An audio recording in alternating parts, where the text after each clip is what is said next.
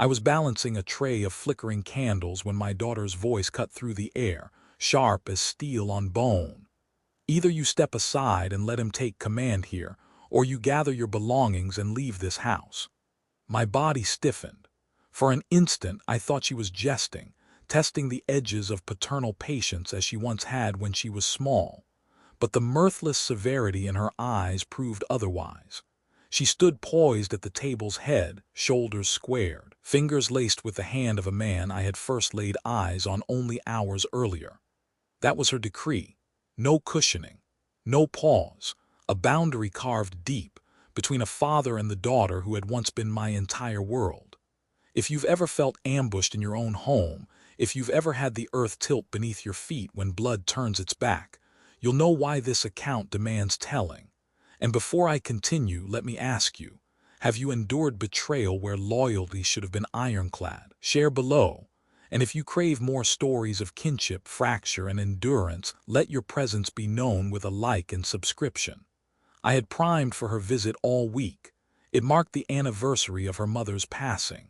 My fragile hope was that she'd arrive carrying a plate of lemon bars, her mother's specialty, or at least a smile echoing her warmth. Instead, she crossed the threshold with him, a stranger. His manner reeked of entitlement, a man certain the universe would stoop to his will. He brushed past without wiping his shoes, his voice unsoftened in the solemn air of grief that hung in every corner. Then, as if ordained, he sank into my late wife's chair, arms folded, postured like a claimant to stolen land. The house smelled of roast beef and waxed wood, scents that had lingered since her days. I had polished the table that morning, each circular sweep of cloth carrying memory of her gentle scolding for missing edges. Every wall bore relics of time, birthdays, holidays, faces now blurred with distance. And there I stood, ensnared in those relics, told by my own flesh that I was an intruder. I did not raise my voice. It isn't my way. Perhaps because years in the insurance office had trained me to absorb venom without letting it poison my veins, or perhaps grief had sanded my temper dull. Either way, I laid the tray aside, straightened, and fixed my gaze upon her. "You don't mean this," I murmured. But she did. Her expression was granite. At her side, Carter, his name I would learn later, smirked faintly as though the deed was already sealed. In that moment, decades surged back. Double shifts worked when she was little, soup dinners so she could attend camps, long drives to distant dormitories. Love writes no receipts, it trusts memory to hold the balance, but love, I was learning, can be edited. Silence pressed down like a storm cloud. Even the mantel clock seemed to hesitate. Her words, "step aside," or "leave," hung heavy as smoke. I might have demanded respect. I might have pled my case as father. But instead, what escaped my lips was stripped to bone. "All right." 2 syllables, no appeal, no quarrel. I turned toward the hallway, floorboards sighing beneath my steps. Behind me came a sharp inhale, hers or perhaps Carter's, whose smugness faltered. In my room, I opened the cedar chest and drew out a battered suitcase. Once, my wife and I had carried it to the Grand Canyon before cancer, before hospital bills, before endless nights of whispered prayers. The leather was cracked, but the lock still held. I packed with ritual precision, shirts folded with military care. A photograph of my wife slid into the side pocket, cushioned by the handkerchief she had embroidered with blue daisies. From the dining room floated muffled voices, her urgent, his clipped, impatient. They hadn't foreseen surrender. They expected pleading, but dignity, I knew, cannot be seized. It must be forfeited, and I would not. When I returned, suitcase in hand, the candles still threw long shadows across decades of photographs. My daughter's eyes widened. Carter shifted uneasily. "I'll be gone by morning," I said. Neither replied. I stepped onto the porch. The autumn air draped around me like a cloak. Leaves whispered of rain to come. A dog barked, then silence reclaimed the night. I placed the suitcase on the rail and looked back at the home I had built brick by weary brick. And I wondered how years of sacrifice could be dismantled in one unflinching sentence. I did not sleep. Instead, I rocked on the porch chair, listening to its ancient creak, watching stars pry through clouds. Her ultimatum spun in my skull, step aside, or leave, until her voice blurred into the phantom echo of my wife's. She would have known how to reach our daughter, how to tether her back, but it was only me, a suitcase. The night. By dawn, resolve crystallized. If they wanted the house, they could take it for now. But past deeds leave footprints. Hidden corners still guarded truths, unopened drawers still whispered secrets. Yes, I would go, but not undone. For sometimes the quietest retreat seeds the loudest reckoning. I slipped away from that dwelling before dawn's gilded fingers had fully raked the horizon.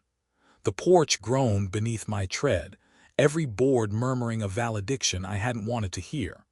What once had been the lull of routine now sounded like a dirge. Each creak carried a goodbye. The autumn air bit deep, sharp enough to lance the lungs, and I embraced its sting as proof of breath, of pulse, of stubborn vitality. I hefted the suitcase into the belly of my ancient Ford, 2 decades of rattles and loyalty welded into its bones, and lowered myself into the worn seat. The springs jabbed through the fabric, but even that discomfort spoke an honest language. Old things, unlike people, don't bother with masks. In the rearview mirror, the house shrank. I swore I wouldn't look back, yet the heart betrays the tongue.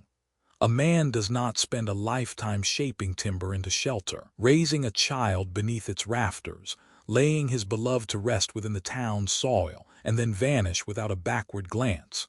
From afar, the house appeared frail, as if the heft of treachery alone could grind it into splinters. 10 miles down the road, a weary inn beckoned. The sign sputtered, the word vacancy blinking like a drowsy eye. Inside, wallpaper peeled like tired skin, and the carpet whispered of countless transients.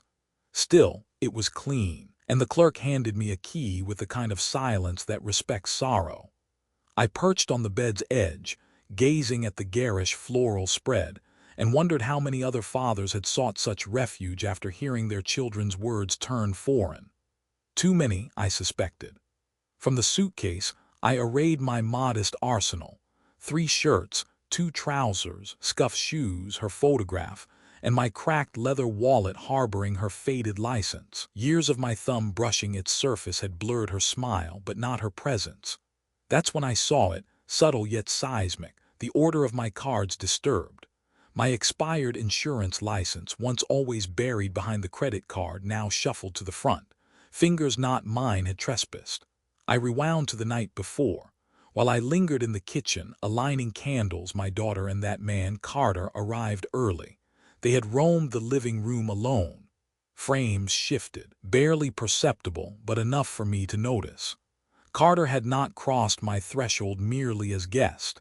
He had already trespassed in spirit. His posture by the mantel, his eyes sliding across the dining room with the calm familiarity of a man who'd already measured windows. It wasn't arrogance, it was ownership.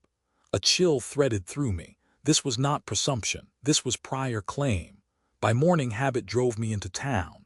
The diner still carried the aroma of grease and scorched coffee. Marlene, ever the sentinel with a notepad, widened her eyes at my solitude. "Everything all right, Mr. Harris?" she asked. "Just fine," I lied. Lies sink heavy ballast in the chest, so I listened. In a small town, words float like dandelion seed. Farming yields football scores, debts whispered. Then his name, Carter. Tried to buy equipment on credit again, a man muttered. No clue how he still finds people to gamble on him. My hand clamped the mug tight. Arrogance, familiarity, no, it was deeper. Debt. I returned to the motel, thoughts circling like carrion birds. Carter wasn't just encroaching upon my daughter's trust. He was weaving a citadel from lies and obligations, ensnaring her without her knowing. I rummaged my suitcase until my fingers touched the old Bible, leather softened by her hands. I hadn't cracked it since she left this earth. Yet something urged me now. Between Psalms and Proverbs, a slip of paper, her script, delicate yet commanding, "Guard what we built." Her words cut through time as though she still stood beside me. That evening, pacing the parking lot beneath buzzing lamps, I wrestled with the question every betrayed father must face. Shout in rage, crawl in supplication. Neither unmasks truth. If Carter lived on borrowed trust and empty promises, his facade would falter eventually. My task was clear: wait, watch, guard. I raised my eyes to the heavens she once painted on canvas and whispered to the memory of her hand in mine, I will not let him take it. Days blurred, coffee refills at the diner, long strides by the river, evenings serenaded by the hum of the motel air conditioner. Beneath this facade of routine, vigilance sharpened. I spied cars sliding into my driveway. Not kin, not neighbors. Strangers in pressed collars, clutching briefcases heavy with schemes. My daughter's lights burned late, shadows quarreled across the curtains. Carter wasn't shielding her. He was exploiting her name, her innocence, her hunger for stability, as armor for his fraudulence. And though I had departed with a suitcase, I had not abandoned the battlefield. Not yet, not ever. So I leave you with this question. If a man infiltrates your home, lays false claim, and ensnares your child in his orbit, how do you respond? With fury's fire or with patience's blade? I chose patience because truth is fruit. You cannot wrench it early, but once it ripens, once its skin splits, the juice runs wild, staining everything in its path. And when that day dawns, Carter will learn. Walls mortared with lies crumble under the weight of what is real. The third dusk away from my own hearth was the most merciless. It wasn't the lopsided motel mattress that sagged like a tired lung, nor the muffled quarrels echoing through brittle plaster walls. I had long been acquainted with discomfort and scarcity. What tormented me was the vision of that house. Our house, illuminated by bulbs I hadn't touched, resounding with unfamiliar voices, and turning on hinges of decisions I was no longer allowed to open. That dwelling had been sculpted by my hands and my wife's devotion, brick pressed upon brick, wage after wage. I had rooted the maple in the front yard, a sapling that now brushed the second-story panes with limbs thickened by time. Each spring, despite the rebellion of arthritic joints, I refreshed the porch rails with paint, preserving their dignity. That place was woven into my very skin, as if the grooves in my palms extended into its frame. And yet, here I was, entombed in a rented chamber scented faintly of antiseptic, feeling like a stranger trespassing in my own narrative. At dawn, I drove by the house once more, not close enough for notice, but near enough to catch fragments. Through the living room window, I glimpsed my daughter seated at the table, her shoulders bent, her temple cradled by one weary hand, as if she were holding back an avalanche of sorrow. Opposite her lounged Carter. His body language was languid, bordering on insolent, but his hands betrayed him, sharp, decisive, cutting the air with each assertion. Even from the roadside I could sense the cadence, persuasion disguised as pressure, rhetoric forged into chains. She nodded, not in conviction but in resignation, the gesture of someone cornered into choosing silence over collapse. That moment etched itself upon me like fire upon wood. This battle was no longer about walls and windows, it was about her. Later in the diner, Marlene refilled my cup. She leaned against the counter, squinting. "You look like a man nursing a tempest," she remarked. A faint smirk crept to my lips. "Maybe I am." She set the pot down, her tone gentler. "Storms cleanse, you know. They strip away the deadwood so the tree might breathe again." Her words lingered. Perhaps she was right. Perhaps this unraveling wasn't ruin, but revelation. That afternoon, while crossing the courthouse square, I heard voices carried by stone. 3 men in suits, clipboards clutched, spoke in measured undertones. One word pierced through the haze: liens. The syllable froze my marrow. Liens meant debt. Liens meant peril. Liens meant Carter had stitched webs behind curtains I had not yet drawn aside. Feigning to tie my shoe, I listened longer. An address slipped into their conversation, my address. My pulse thundered. The deed still bore my name, etched beside my late wife's. Yet Carter had managed to summon carrion birds armed with legal pads, circling, waiting for the fall. I walked away, but each step seemed heavier, as if shackled with invisible chains. Back at the motel, I retrieved the Bible from my suitcase.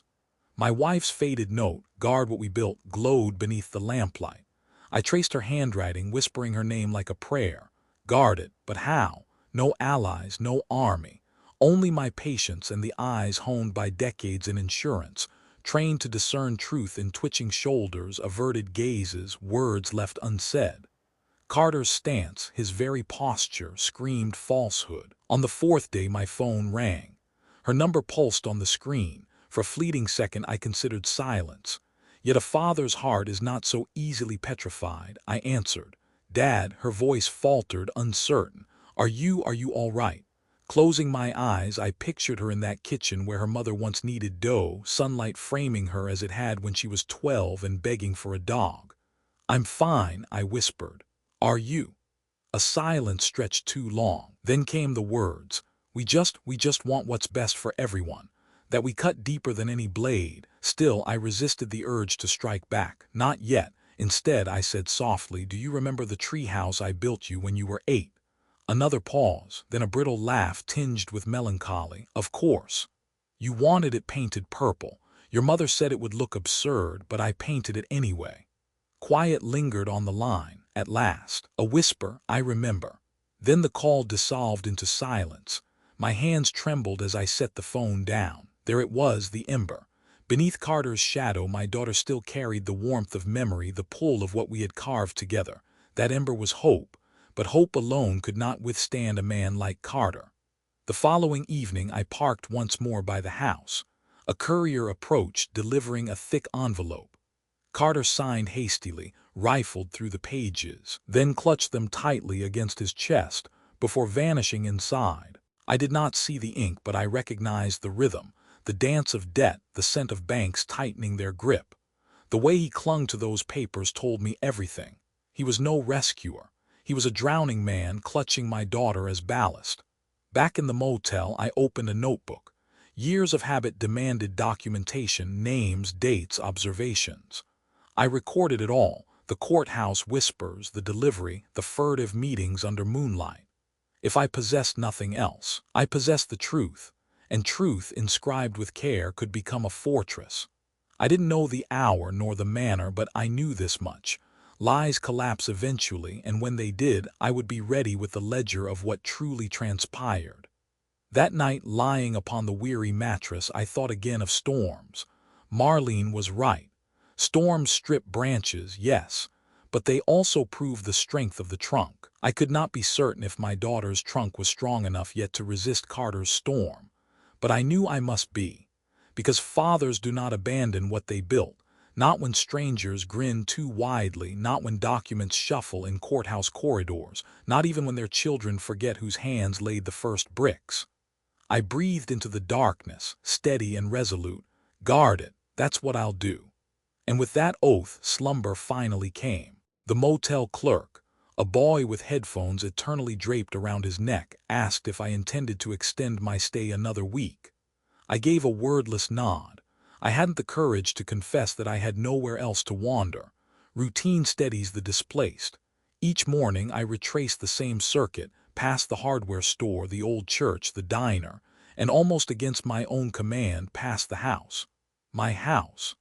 I told myself I wasn't spying, merely observing. Yet when the heart is invested, there is no difference. On the fifth morning, something shifted. The curtains of the upstairs study had been pulled tight. That room had always been a well of light. My wife once placed her sewing machine there, and later I filled it with books, the shelves faintly perfumed by her lavender sachets. Why would Carter shutter windows of a room he scarcely knew existed? The thought compressed my chest. He was searching. That night, after another flavorless plate from the diner's specials board, I opened the Bible again. My wife's note, "Guard what we built," still lay inside, but I rifled deeper this time. Out slid receipts, scraps, and an envelope folded thin, my daughter's name traced in my wife's graceful hand. I had never seen it before. My fingers trembled as I unfolded it. The letter, penned years earlier, bore ink faded by time but sharp in intent. "My darling, one day choices will test you. Remember, love without respect is not love at all. Guard your father as he has guarded you." I read it 3 times, my throat constricting. It was as if she had foreseen this tempest, writing directly to our daughter across the years. Yet the letter had remained hidden, waiting for a moment fate chose instead of her. The following day I sought sanctuary in the public library, not for books but for silence. I spread the letter beside my notebook, pages filled with Carter's movements, times, visitors, documents. Around me, students tapped at keys, retirees shuffled newsprint. None noticed the old man charting war maps across a wooden table. I copied each word of her letter into the notebook. Paper disintegrates, ink fades, but written by my hand, it became indelible. A thought gnawed at me. If she had hidden one letter, what else might she have concealed? My wife was meticulous, chronicling everything from recipes to appliance serial numbers. She distrusted memory's frailty. If there was one letter, there might be more, perhaps even something weightier. That night I dreamed of her. She sat again at the sewing machine in the upstairs study, sunlight caressing her face, humming a tune half forgotten. She turned toward me, her hand pressing against the desk drawer. I startled awake in the dim glow of the motel dawn. Dream or memory, age blurs the line. I chose to take it as a sign. I drove into town with a sharpened resolve. I could not yet walk into the house. The ultimatum still bound me, but I could draw nearer. At the hardware store, I purchased binoculars, the sort hunters used in autumn woods. The clerk, a boy from church, arched an eyebrow. "Bird watching," I muttered. That evening I stationed myself farther down the block. Through the glass lenses I scanned the upstairs windows. The study curtains remained fastened, but a faint lamplight leaked at the edges. Someone was inside, sifting. Back at the motel I made another list. What lay within that study? Her sewing supplies, my shelves of books, the desk with drawers, the cedar box. My pulse quickened. I remembered the last time I'd seen it, tucked beneath the desk when my wife grew too frail to manage accounts. After her passing it had slipped from my memory, but what if it remained? And what if Carter uncovered it first? Sleep evaded me. Each groan of the motel pipes sounded like footsteps across the upstairs floor of my own home. At 2 a.m., I sat at the table, staring at my notebook, riffling through pages of notes. The catalog of Carter's deeds grew: late-night visitors, courthouse whispers, envelopes thick with consequence. Each entry was a stone in a rising wall, but a wall requires a cornerstone. I needed proof, and the cedar box might hold it. On the 7th morning, I returned to the diner. Marlene slid a plate of eggs before me without question. "You look like a man burdened with secrets," she murmured. "Maybe I am," I confessed. She leaned closer. "Then don't hoard them. Secrets fester in the dark. Truth doesn't fear the light." Her words echoed my wife's philosophy. That evening, as dusk folded over the ridge, I raised the binoculars once more. Through the lens I saw Carter hurrying down the hall, clutching a bundle of papers, his head twitching as though expecting pursuit. Behind him, my daughter followed, not aiding but pleading. Even from that distance, her hands opened in desperation, her face taut with fear. She wasn't complicit. She was captive. Something inside me realigned. This wasn't only my struggle, it was hers too, whether she admitted it or not. That night I reopened the Bible and touched my wife's note. Guard what we built: the cedar box, the letter, the study. They all pointed to the same truth. She had left me weapons. It was my duty to wield them. Into the silence I whispered, "I hear you. I'll guard it." And for the first time since exile, I felt not only wounded but armed. For years I clung to the conviction that ink upon parchment bore the weight of truth. In the labyrinth of insurance, I had worshipped contracts and signatures as monuments of certainty, steadfast anchors to reality. If words were etched on paper, then so, I believed, was permanence. But dawn betrayed me with a cruel revelation. Paper, like flesh and tongue, is capable of deceit.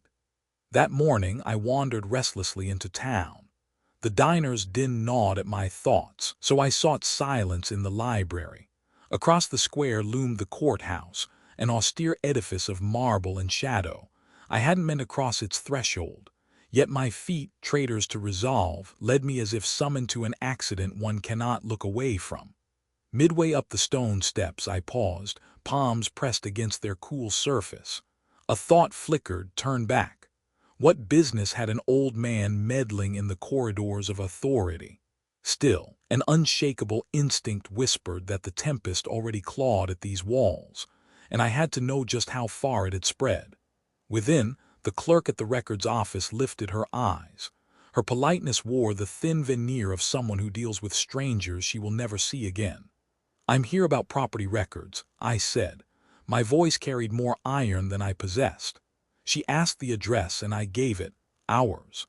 The house my wife and I had once raised from soil and timber. Her nails clicked briskly on the keyboard, then her brow furrowed. "Sir, there's another file attached to this parcel." I leaned in. "Another file?" She hesitated, then turned the screen. There it was, my house, my name, and beside it a deed transfer application. At the bottom sprawled a signature masquerading as mine, but it was not mine. My knees wavered. I gripped the counter. "That isn't my hand," I rasped. "It was filed last week," she said, her voice as neutral as rain. "Still pending, not finalized." Her words droned in my skull, pending verification, like the buzzing of wasps. Someone had already begun exiling me on paper. Could I have a copy? She printed it without fuss, sliding the page to me as if it were fragile glass. I folded it with trembling precision, tucked it into my notebook, thanked her with a composure stolen from a man suppressing a storm. On the courthouse steps, I sat upon the stone rail. The document quivered in my grasp. Carter's name lay beneath mine as new owner, scrawled with the arrogance of a thief certain no one would look too closely. But what froze the marrow in me was the signature beneath his, my daughter's. Her hand was genuine, her ink was undeniable. I sat there, time dissolving. People streamed past, in and out, their errands trivial against the ruin in my hands. A boy with an ice cream cone skipped by. I would have smiled once. Not now. Back at the motel, I laid the forgery beside my wife's letter, two relics of paper, one dripping betrayal, the other breathing devotion, which would outlast the storm. I considered calling my daughter, demanding explanation. But my wife's note whispered again, "Guard what we built." Guarding is not always striking. Sometimes it is waiting until the adversary bears his full intent. So I slid the deed into my evidence file, dates, names, signatures, all kindling for the reckoning to come. That night, I watched from across the street. Through binoculars, Carter hunched at the dining table, papers splayed like a banquet of greed. My daughter stood behind, arms folded, her face pale in lamplight. He shoved a page forward, tapping at the line awaiting her mark. She shook her head, resistance. But then words from him, sharp and cutting. Her shoulders sagged. The pen moved. She signed. The ache in my chest was near unbearable. I longed to storm across, pound the door, shred the page in his grasp, but not yet, because now I knew she wasn't wholly blind to his schemes. She resisted, however briefly. That sliver of hesitation mattered more than ink. Sleep evaded me. I wandered to the gas station, bought bitter coffee beneath the buzz of fluorescent lights. A man in boots lifted his cup in greeting. "Evenin'." I nodded. "Rough night?" he asked. "Something like that." He gestured vaguely toward the courthouse. "Saw you there earlier. Folks don't linger there unless there's trouble." "Maybe there is," I murmured. He didn't pry, yet his single word followed me. Trouble, not tension, not misunderstanding. Trouble, stark and simple. At dawn, I scrawled it all in my notebook. Forgery, deed transfer, false hand. Daughter's compulsion, signature under duress. Carter's intent, seizure of control, thinly veiled. The act of listing steadied me. Paper can deceive, yes, but wielded rightly, it can shield as well. Later I drove past the church, doors flung wide, the pastor aligning hymnals.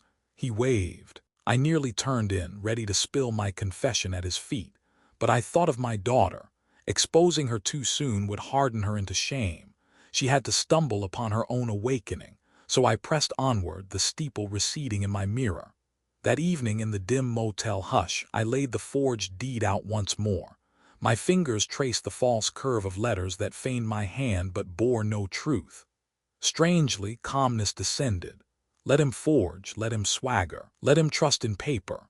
For I possessed what he did not, memory, my wife's letter, and somewhere still hidden, perhaps in that cedar box, the undeniable proof that would unravel his web. For now, I would wait. But waiting is no surrender. Waiting is the patience of the thunderhead, silent, brooding, until lightning cleaves the sky. And I could feel it building. I had sworn to myself I would keep my distance. That exile was the only armor left to me. But armor does not silence curiosity. And curiosity, when your entire life's foundation trembles, shouts louder than caution ever could. So on the 8th night after my departure, I found the Ford idling no more, engine cut, 2 blocks down, wrapped in the damp breath of fallen leaves. The house shimmered ahead, every window ablaze as if bracing for a gathering. I told myself I would only watch. I had done so before. Yet when I saw Carter's car sprawled in the drive beside an unfamiliar SUV, something inside fractured. Strangers carried briefcases through the door. The porch light died. Shadows swallowed the threshold, and restraint snapped. I moved closer, stealthier than my aching joints preferred, like a thief trespassing on his own land. Around to the side yard I crept, crouching beneath the maple I had planted the day my daughter was born. Now it towered in autumn heft, its branches veiling me like a sentinel. Through the open kitchen window, words spilled, muffled first, then sharp, slicing the quiet. "He's out of the way," Carter muttered. "All we need is the box." My gut tightened. Then my daughter's voice, soft, brittle. "What if he comes back?" Carter's laugh was a blade. "He won't, too stubborn. And even if he does, the papers will bury him. Once the transfer clears, the house is ours, clean, legal, ours." The syllable twisted through me like barbed wire. They drifted to the study. The floorboards I had polished by hand carried their echo. "Check the drawers again," Carter barked. I pictured him ransacking the sewing patterns, the yellowed receipts, the fragments of fabric my wife once guarded. "Nothing," my daughter whispered. "There's something," Carter snarled. "Old men never leave without leverage." My hand pressed the maple's bark. They were hunting for the very marrow my wife and I had guarded. Then came the scrape, the sound I dreaded, the cedar box. "It's locked," my daughter breathed. "Break it," Carter snapped. "No," she cried quickly, desperate. "If it matters, we can't risk shattering it." The silence that followed coiled like a spring. At last Carter cursed. "Fine, tomorrow, tools, we'll open it then." My pulse pounded. They hadn't pierced it yet. The secret endured, but only by a hair's width. I slipped back into the dark, weighed down by choices. I could storm in, seize the box, reclaim what was mine. But that would be Carter's stage: chaos, spectacle, humiliation. No, my war would not be waged with fists. I would fight with patience, with knowing.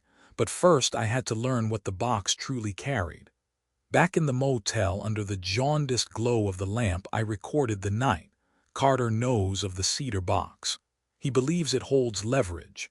He plans to break it open tomorrow. I underlined the last word, tomorrow, twice. Time was no longer a companion. Sleep mocked me. The air conditioner's drone, the drip of the faucet, the shuffle of footsteps in the hall, every sound swelled into torment. I opened my wife's Bible once more, her note folded like a sentinel.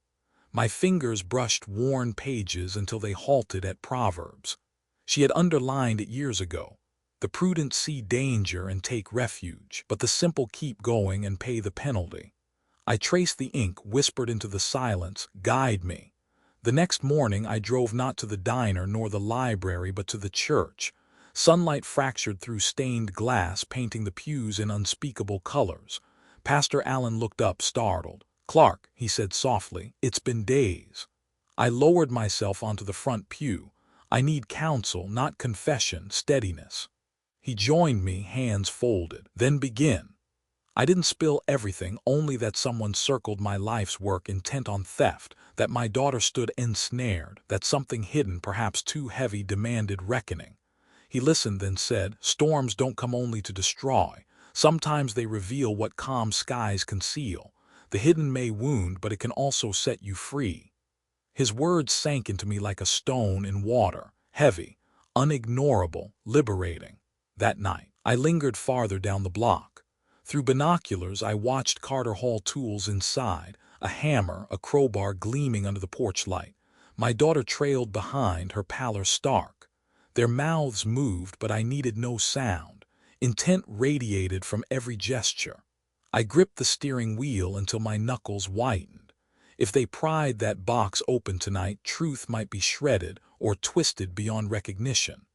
I started the engine, fled before resolve gave way to recklessness. Back in the motel, I paced. The forged deed, the overheard schemes, my wife's letter, they converged into one clear verdict. Waiting was no longer an option. The box had to be opened by me. I rifled through the old suitcase until I found the forgotten keyring. Dusty metal jingled. There, glinting in the lamplight, lay a brass key, small, familiar. A memory rekindled, the key to the cedar box.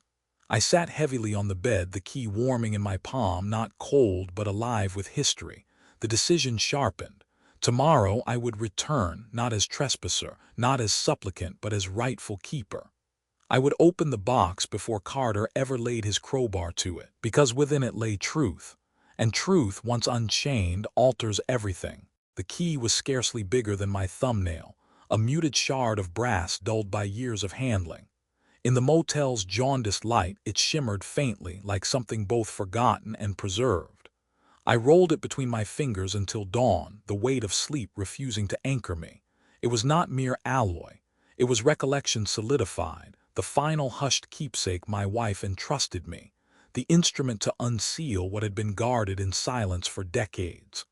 By morning's first stirrings, I knew the path I must walk. I lingered until the town throbbed with its ordinary chorus, trucks grumbling their gears, buses wheezing at curbs, neighbors dragging rakes through brittle leaves.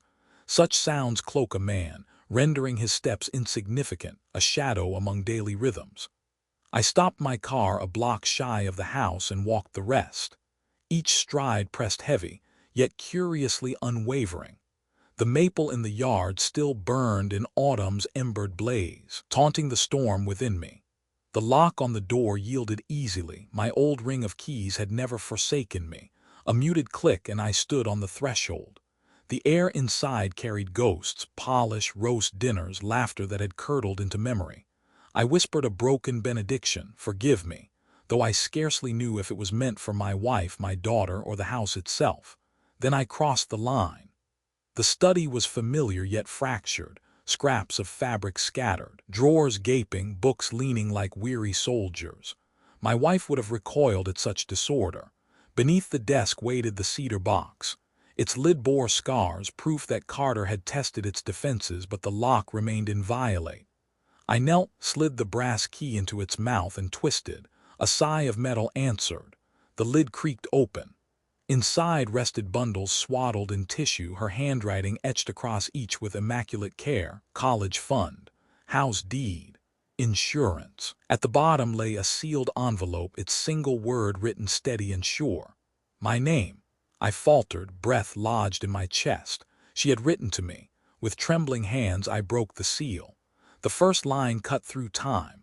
"Clark, if you are reading this, it means you are carrying more than your share of the burden again."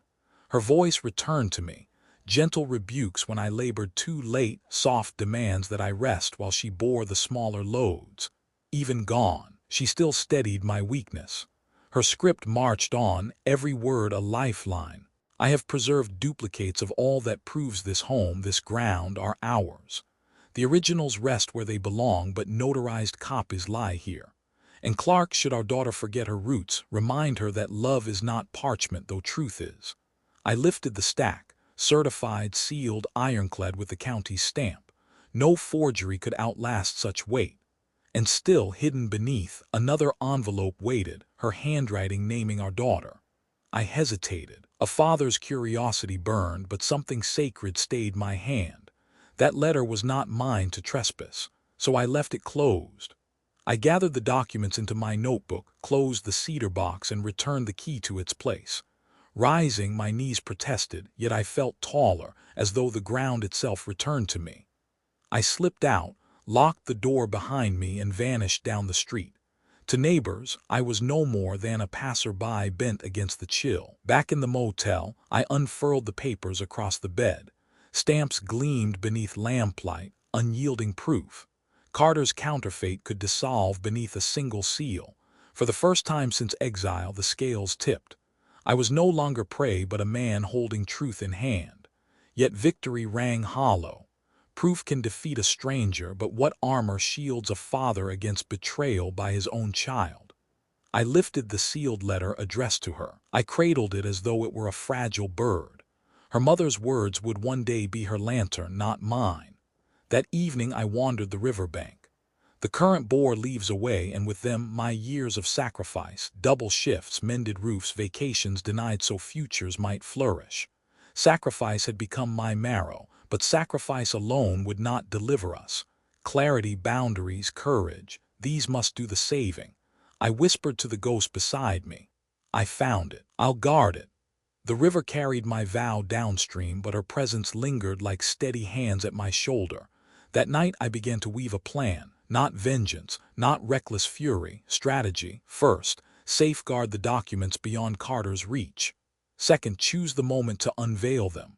Third, allow my daughter the chance to cleave to truth, guided by her mother's words. For the first time in many nights, sleep came.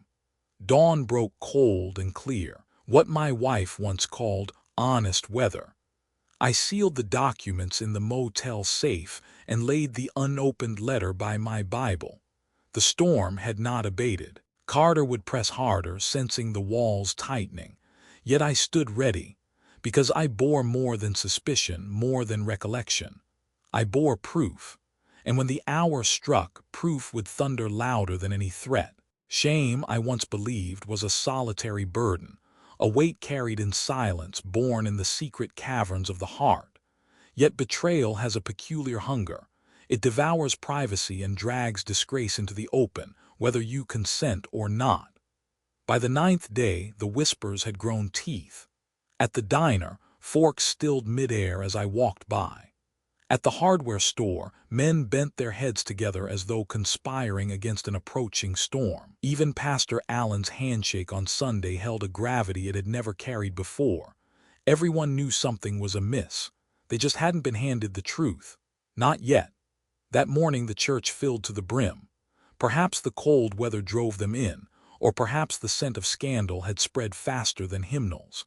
My daughter sat rigid in the front, her hair pulled too tight, her complexion pale as porcelain. Beside her lounged Carter, smug and sprawling, his arm stretched along the pew like a king laying claim to land. I chose a seat near the back, my folder of documents pressed against my leg. The heft of it was my ballast. The service began, hymns lifted, prayers recited, but they washed over me like distant waves. My heartbeat thudded steady, a drum calling me to battle. When testimony was invited, silence fell. Anticipation pressed against the rafters. I rose. Heads turned in unison. Murmurs stirred like dry leaves in wind. Yet my voice, when I found it, was calm, astonishingly calm. I need to speak. Pastor Allen stepped aside. The aisle felt long as I walked its length, every step echoing in the hush. At the podium, I set the folder down and locked eyes with my daughter. Her pupils widened, her hands clenched around her purse. Family, I began, is sacred. It is built stone by stone, sacrifice by sacrifice. Trust that love will shield us when nothing else can. I let the silence thicken. But sometimes love is rewritten.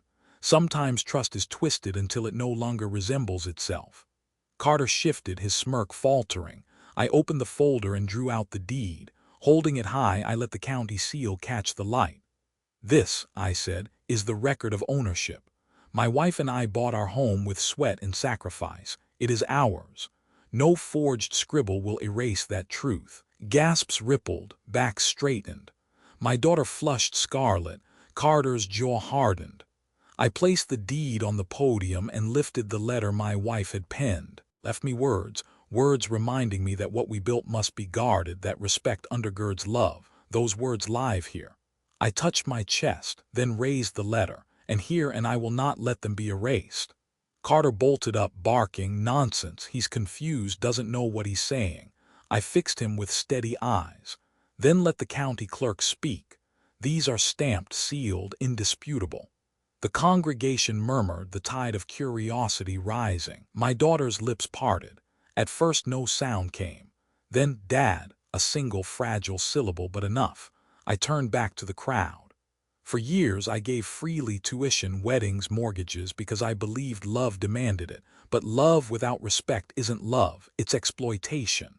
When a man is told to surrender his home to bend to a stranger's will, that is not family, that is coercion. The words seemed to lodge in the beams overhead, sharp and immovable. I stepped back, leaving the documents where all could see. The truth lies here. I will not be silent. The hush was broken by whispers, then voices. Mrs. Henderson, never one to veil her opinions, declared, "I knew something was wrong. Now it makes sense." Tom from the hardware store stood. "Clark's never been a liar. If he says it's true, I believe him." Voices multiplied until Carter's protests drowned beneath the swell. My daughter rose, trembling, tears streaking her cheeks. "I'm sorry," she whispered. Then louder, steadier, "I didn't want to see, but it's true." Gasps again. Carter whipped toward her, venom in his eyes. "Don't you dare!" She tore free of his grip. "Don't touch me." Her voice shook, but steel threaded through it. Carter cursed, stormed down the aisle, and slammed the doors so hard the sanctuary shuddered. Silence followed, heavy and final. Pastor Allen stepped forward, his voice quiet but firm. "Today we witness both dignity and deceit. May we learn which to follow." After the service, hands reached for me, clasping, affirming. Mrs. Henderson's eyes shone. "We thought we knew, Clark, now we truly see." Tom clapped my shoulder. "You stood tall." But the moment that pierced deepest was when my daughter approached. She seemed smaller, fragile as she had been in childhood. "Dad," she whispered, "I don't deserve forgiveness." "Forgiveness," I told her softly, "is not earned, but trust must be rebuilt." She nodded, trembling. "Then let me try." That night in the motel's dim glow, I placed the documents back in the safe. But I left my wife's letter on the nightstand, her words still my compass. The storm was far from over. Carter would return, furious and reckless. But the truth now had breath. The town knew. My daughter knew. And most of all, I knew I no longer fought alone. The evening after the church gathering carried an eerie hush. Ordinarily, our little Montana town pulsed with the clamor of children's laughter, Sunday potlucks, and screen doors slamming shut. That night, though, it seemed as if the words spoken within the sanctuary had drifted outward, clinging to every porch rail and lamppost like smoke no breeze could scatter. By the time I returned to my narrow motel room, I knew every barber, every grocer, every neighbor with a gossiping tongue had woven their own version of what had unfolded. Yet it wasn't the murmurs that gnawed at me. It was the haunting vision of my daughter standing defiant in front of the congregation, Carter's hand clamped on her wrist, her voice quivering as she broke free and declared, "Don't touch me." That single cry echoed more fiercely in my mind than the hymns or even the hollow bang of the church doors as Carter stormed out. At dawn, a knock rattled my motel door. I braced myself for Carter's fury, expecting him to blaze in like wildfire. My hand hovered near the phone, ready to summon the clerk. But through the peephole I saw not him, but her, my daughter. She seemed older than 28, her youth siphoned away by sleepless nights. Bruised shadows framed her eyes, and her shoulders slumped under invisible burdens. "Dad," she breathed, voice barely above a ghost sigh. "Can I come in?" I stepped aside. She sat gingerly on the motel chair, fingers entwined as though she was wringing stones. Silence swelled until at last she whispered, "I need to tell you everything." Her words poured out, reckless as floodwaters breaching a dam. She admitted Carter had twisted her perception, convincing her that my sacrifices were shackles, not gifts, that my kindness was weakness to be exploited. Slowly, she had absorbed his lies, because belief was easier than facing her dependence on me.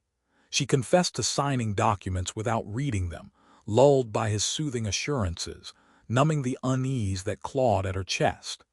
She confessed she had long known, in some hidden recess of her soul, that he wielded her trust as camouflage for his debts, but she had chosen silence.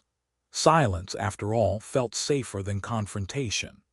Tears streaked her face as she whispered, "I betrayed you, Dad," over and over. "Every time I let him speak for me, every time I stood quiet when you deserved truth, I chose him, and I don't know how to unchoose him now." I sat, hands folded, heart heavy. Fathers imagine such confessions will ignite rage, maybe even vindication. Instead, what settled over me was sorrow, low, quiet sorrow like steady rain dripping on an abandoned roof. Her betrayal hadn't grown from malice. It had sprouted from fear. Fear of losing affection, fear of standing alone. And hadn't I spent her childhood shielding her from fear? From the monsters under her bed, the bullies at recess, the storms that rattled our old windows, I had always whispered, "It's all right, I'm here." Now she trembled before me, craving those same words. She lifted her blotched face. "Do you hate me?" The question cleaved deeper than any forged paper or crooked deal. I leaned forward, placing my weathered palm atop her quivering hands. "No," I murmured. "I don't hate you." Her sobs tightened. "Then why can't I forgive myself?" My thoughts turned to the cedar box, to the sealed envelope her mother had left behind, her script flowing across the page, her words not yet spoken aloud. I slid the letter from my Bible and placed it before her. "Your mother wrote this for you. Maybe it's time you hear her voice again." With trembling fingers, she opened the envelope. Her lips moved as she read, tears spilling yet unbroken. When she folded it at last, her body quaked. "She knew," she whispered, voice cracked. "She knew I'd lose myself." I nodded gently. "She knew, and she left those words not to condemn but to remind you love is hollow without respect." She clutched the letter to her chest. In her eyes, guilt began to unravel, leaving a raw flicker of resolve. "Carter's gone," she said, gazing out at the parking lot. "He packed his bag after church, but the debts," her voice faltered. "They are real. People are calling, knocking. I don't know what to do." I allowed the silence to stretch before I spoke. "His debts aren't yours. His deceit is not your inheritance." She turned, tears glistening. "But they'll chase me, they'll chase you." I shook my head. "I've already spoken with his creditors. They know the truth now. The house was never his to gamble, and neither were you." She collapsed into the chair again, trembling. "I'm sorry, Dad, I'm so sorry." The motel clock ticked. My mind wandered through the years, the cakes baked with crooked candles, the scraped knees I had patched, the framed acceptance letter I had once hung proudly. No signature or scheme could erase those things. "I forgave you," I said slowly, "the moment I left that house. Forgiveness isn't about excusing, it's about refusing to let bitterness chain me." Her sobs deepened, muffled behind her hand. "But trust," I added softly, "trust is mortar and stone. It must be rebuilt brick by brick." She nodded, face wet, and whispered, "I'll stand with you, Dad, however long it takes." For the first time, I believed her. That night when she left, I wandered down to the riverbank. The moonlight danced upon the water, carrying driftwood and dead leaves toward some faraway bend. I thought of Carter, his fury, his recklessness, already receding like a shadow at dawn. I thought of my daughter, gripping her mother's letter like a compass, finally pointing home. Into the night I whispered, "Thank you."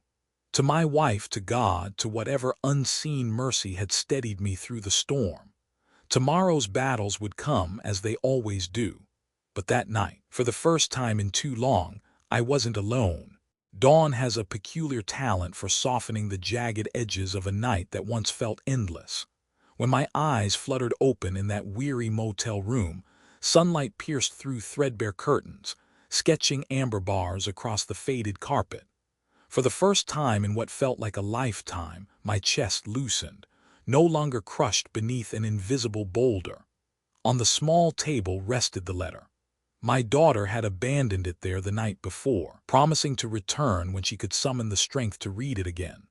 I laid my hand upon the envelope as though it were a relic, her mother's script etched across its surface, her mother's voice preserved inside. A reminder that affection, like water through stone, finds its way forward even through silence and years. That afternoon, I steered my truck back toward the house. Not to reclaim it. The ink on the papers had barely dried at my attorney's desk that morning, finalizing its transfer to the Veterans Housing Program. I went because I needed to exhale the last of its hold over me. The street was hushed. A couple of children coasted past on bicycles, pointing toward the stark eviction notice plastered on the front door. The house itself seemed shrunken, as though it too had been unburdened.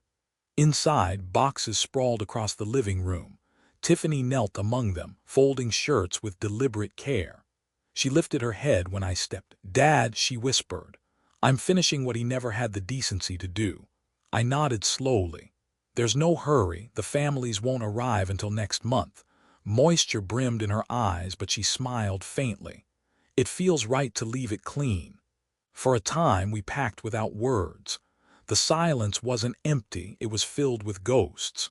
The helium balloons taped to corners on birthdays, the raucous Thanksgiving laughter, the muted quarrels after doors had shut. Every gouge in the hardwood, every nail hole was an artifact. My gaze fell on the rocking chair by the window. Her mother's chair, untouched for years because I could never move it. Tiffany's fingers traced its armrest. "Can we keep this?" she asked. I swallowed hard. Some things are sacred, they don't get handed away.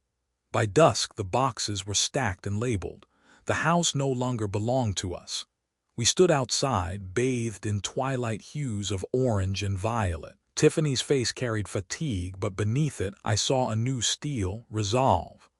"I filed for divorce this morning," she said. "I won't chase after him anymore." I clasped her hand. "That's your path to walk, and yes, it's the right one." Her shoulders sagged with relief, as if she'd waited all along for permission she didn't need. Weeks trickled by and rhythm returned to life. I moved into a modest cabin by the lake. Smaller, but it fit like a tailored coat. Mornings came with coffee steam curling into the air and the haunting cries of loons drifting across the water. Afternoons slipped into books, fishing lines, and pine needle paths that smelled of freedom. The veterans' families filled the old house with new echoes. On one visit, I watched children shriek with laughter as they darted across the yard. A young mother clasped my hand firmly, thanking me for giving her children a roof. In that moment I saw the truth. Surrendering the house wasn't a loss, it was a rebirth. Tiffany visited often. Sometimes timid, sometimes bold, always with coffee and pastries. With each conversation, brick by brick, we rebuilt trust. One morning on the porch she confessed, "I've started counseling. I want to understand why I mistook obedience for love, why I ignored the hurt." I smiled at her bravery. "That's the strongest thing I've ever heard from you."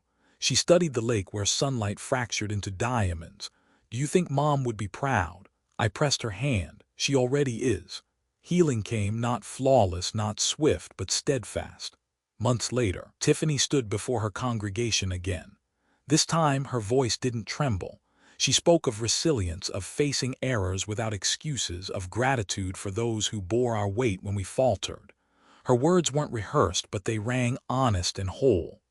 From the third pew I listened, recognizing her still. The little girl who once curled into my lap during thunderstorms, now weathered but not broken. And me? I discovered something too. That dignity doesn't eclipse love, it anchors it. That saying no can sometimes be the truest way of saying yes. This tale didn't close with vengeance or bitterness. It concluded with boundaries, with candor, with a daughter charting the course her mother once dreamed she would. Now, when the sun slides behind the trees and I sit on my porch overlooking the lake, anger has no seat beside me. Only gratitude remains. Gratitude that I walked away. Gratitude that deception unraveled before it devoured everything. Gratitude that my daughter, scarred yet unyielding, still chose to return, not to the house but to me. If this story reached you, I'd be honored to hear your reflections. Have you ever chosen truth over silence, dignity over ease? Share below, I read them all. And if stories of kinship, endurance, and quiet triumphs after heartbreak resonate with you, please like and subscribe, because the narratives we tell may just become the bridges that carry someone else across their storm.